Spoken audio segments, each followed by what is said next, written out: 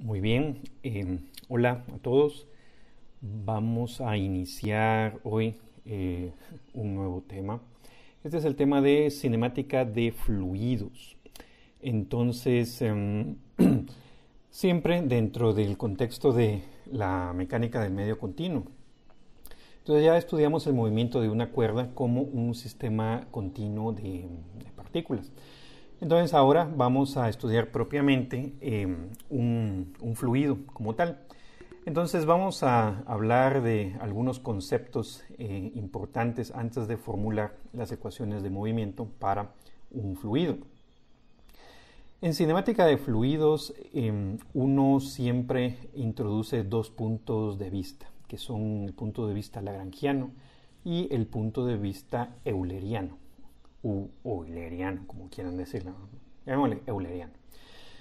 Bien, desde el punto de vista lagrangiano, de lo que se trata es de seguir el movimiento de un elemento de fluido, digamos, de una partícula, si lo quisiéramos llamar así. En este caso, nosotros podríamos formular su movimiento de tal manera que, dada su posición inicial, y las ecuaciones de movimiento, nosotros podríamos calcular cuál es su posición futura.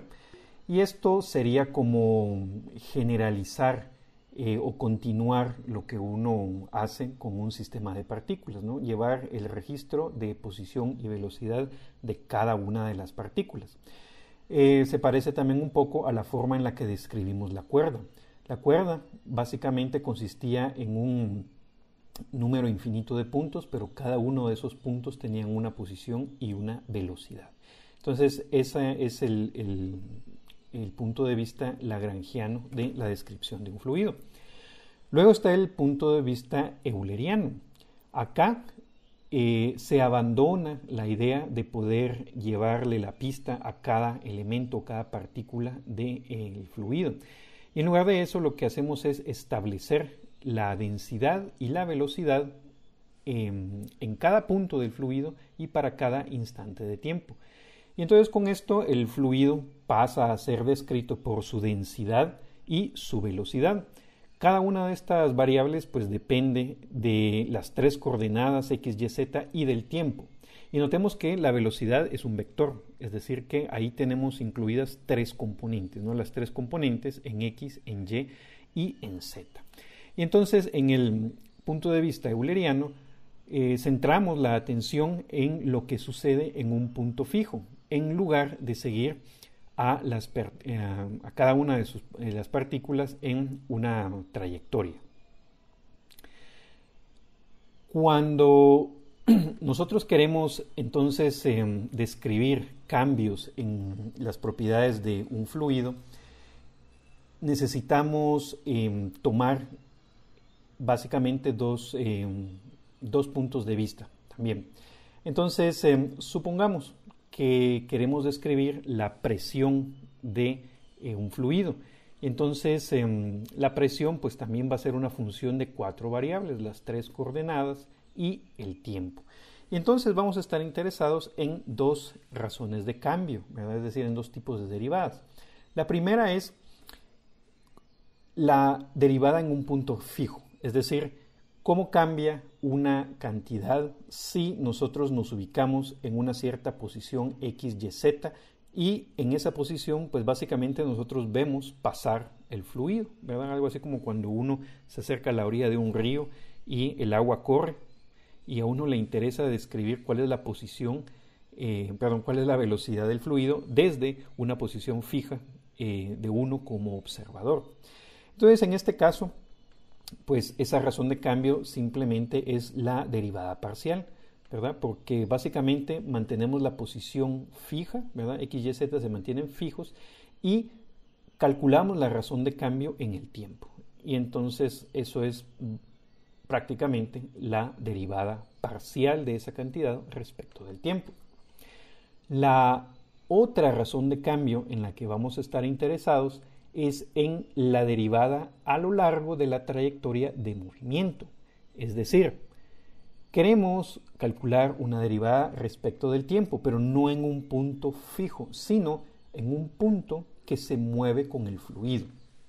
Entonces, acá hay que aclarar, ¿verdad? Que no es que nosotros vayamos a seguir una partícula a lo largo de una trayectoria larga.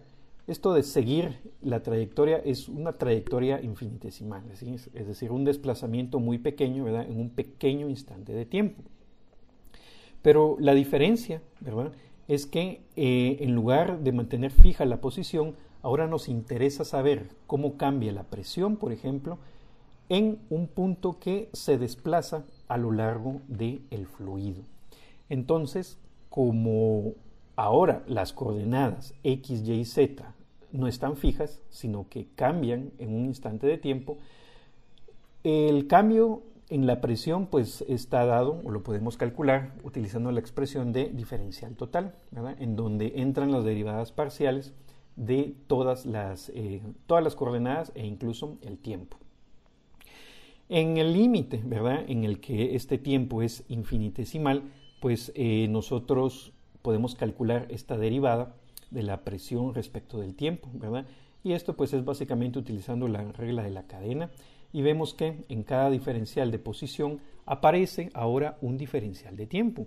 Y entonces estas derivadas, ¿no?, de x en dt, de y en dt y de z en dt, pues son expresiones que nosotros hemos encontrado antes y sabemos qué significan.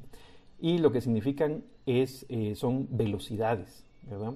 Entonces, estas son las velocidades precisamente del punto que va moviéndose con el fluido. Y entonces, estas derivadas las asociamos directamente a la velocidad del fluido, que son v sub x, v sub y y v sub z. Entonces, cuando nosotros escribimos la derivada de la presión de esta manera, ¿verdad?, los tres términos que contienen velocidades, pues los podemos factorizar, ¿verdad? Y las derivadas de la presión nos damos cuenta que se pueden escribir como un gradiente, y esta expresión pues es básicamente el producto punto de la velocidad con el gradiente de la presión más la derivada parcial de la presión respecto del tiempo. Esta es probablemente uno de los conceptos más importantes en dinámica de fluidos. La derivada total, en este caso de la presión o de cualquier otra propiedad del fluido, depende de la velocidad misma del fluido. Nosotros podemos verificar bien fácil que si la velocidad es cero, pues resulta que las dos derivadas, la derivada total y la derivada parcial, son iguales. Muchas veces a la derivada total también se le llama derivada material, ¿verdad?, porque es una derivada que toma en cuenta el cambio de las propiedades del fluido cuando nos movemos a lo largo del movimiento. El término interesante acá es el término del producto punto, ¿verdad?, porque precisamente depende de la velocidad. Muchas veces a este término también se le llama el término de advección. Y advección lo que significa es que un fluido transporta sus propiedades. Y esto es porque el fluido pues, es un medio material, y si el fluido se mueve, las propiedades del fluido también se mueven, ¿verdad? Esto es algo así como que si, por ejemplo, en la atmósfera hubiera de pronto una región de alta temperatura, ¿verdad?, y el viento pues empieza a soplar, pues esa región de alta temperatura va a ser trasladada o va a ser movida por el mismo movimiento del viento. Entonces, este término, ¿no?, de velocidad producto punto gradiente de P o gradiente, ¿verdad?, es un término que toma en cuenta que el movimiento del fluido influye en la razón de cambio de sus propiedades. Entonces, para terminar la clase de hoy, vamos a ver un resultado muy interesante y muy útil que nos sirve para interpretar cuál es el significado de la divergencia, en este caso de la divergencia del vector velocidad. Entonces, para esto consideremos un elemento de volumen que vamos a llamar delta V. Este elemento de volumen es un cubo, ¿verdad?, que tiene dimensiones delta X, delta Y, delta Z. Entonces, en esta figura nosotros representamos pues, una de esas caras del cubo en el plano XY. ¿Ya? Entonces, acá tenemos sus dos dimensiones, delta X y delta Y. Entonces, lo que nosotros queremos calcular es la derivada del volumen respecto del tiempo. ¿Sí? ¿Por qué queremos calcular esto? Bueno, pues porque si el fluido se mueve, ¿verdad? Puede que en diferentes partes el fluido tenga diferente velocidad. Entonces puede que un elemento de volumen se comprima o puede que se expanda. Entonces, ¿cómo calculamos nosotros esa razón de cambio? Bueno, entonces delta X pues es obviamente la diferencia en posición en del punto A y el punto B. Entonces esa diferencia o esa distancia entre A y B va a aumentar o va a disminuir dependiendo qué tan rápido se muevan los puntos A y B. Entonces esto es prácticamente el mismo caso, ¿no? De cuando nosotros tenemos dos automóviles que van en una carretera, ¿verdad?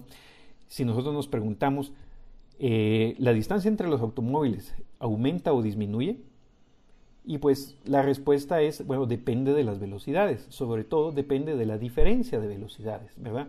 Si los dos automóviles o los puntos A y B van a la misma velocidad, pues esa distancia se mantiene constante, ¿verdad? Pero en el momento que las velocidades sean diferentes, puede aumentar o puede disminuir.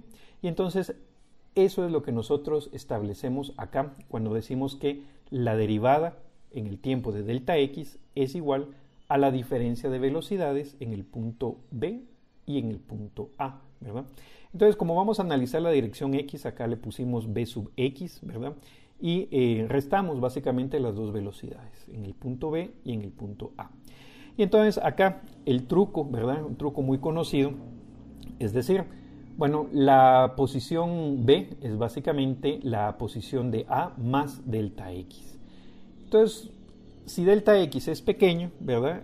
Podemos expander la velocidad utilizando pues una serie de Taylor, ¿verdad? Este es uno de los trucos más utilizados en física, ¿no? O sea, vale la pena aprendérselo bien y familiarizarse con él.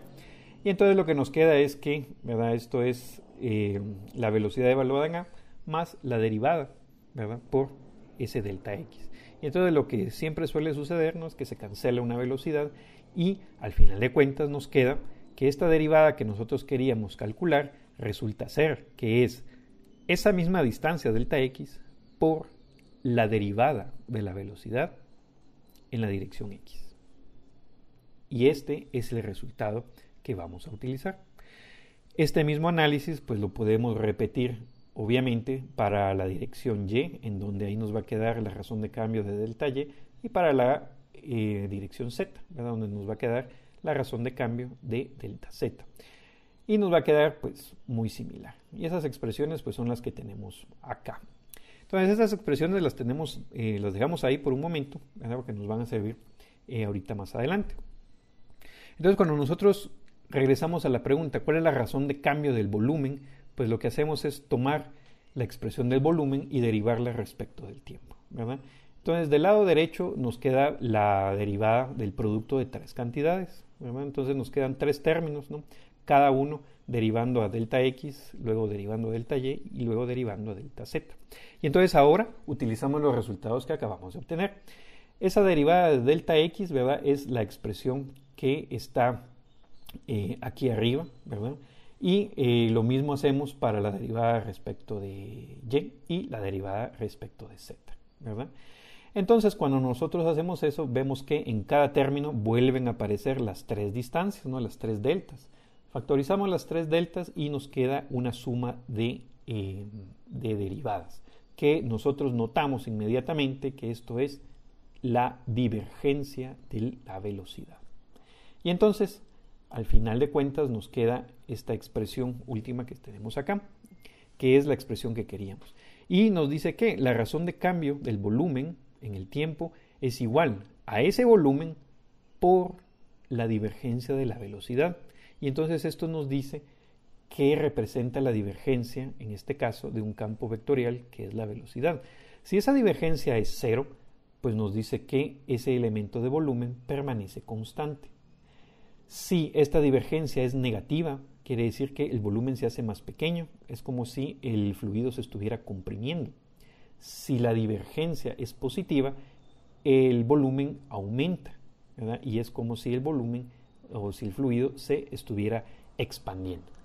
Entonces, con este y otros conceptos que vamos a ver más adelante, vamos a ir formulando poco a poco las ecuaciones que necesitamos para describir el movimiento o la dinámica de un fluido. Como siempre, si tienen alguna pregunta, no duden en hacerla, por favor, y nos vemos en la siguiente clase.